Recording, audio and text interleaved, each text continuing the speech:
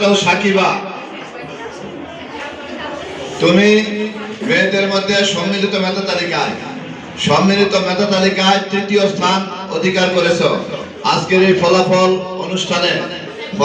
ঘোষণা অনুষ্ঠানে তোমার নাম তৃতীয় স্থান অধিকার করেছে। এটা ঘোষণা করার পরে তোমার কাছে কেমন লাগছে, তোমার অনুভূতি কি?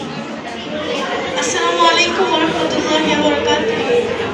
আমি জান্নাতুল ফেরদৌস সাকিবা, নবম শ্রেণীর একজন শিক্ষার্থী। রেজাল্ট নিয়ে সবকিছুর জন্য আল্লাহর কাছে শুকরিয়া আদায় করছি, আলহামদুলিল্লাহ। আমার এই রেজাল্টের পিছনে সবচেয়ে বড় অবদান রয়েছে আমার মা, যে কিনা আমাকে তার অক্লান্ত পরিশ্রম দ্বারা সবসময় পরিশ্রম করে আমাকে পড়াশোনায় অনেক এক্সট্রা কেয়ার করছে। এরপরে আমাদের শিক্ষক শিক্ষিকা তাদের অক্লান্ত পরিশ্রমের ফলে আজকে আমি এই রেজাল্ট করতে পেরেছি।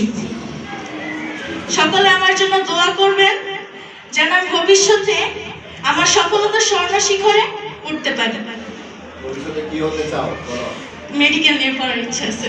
আলহামদুলিল্লাহ।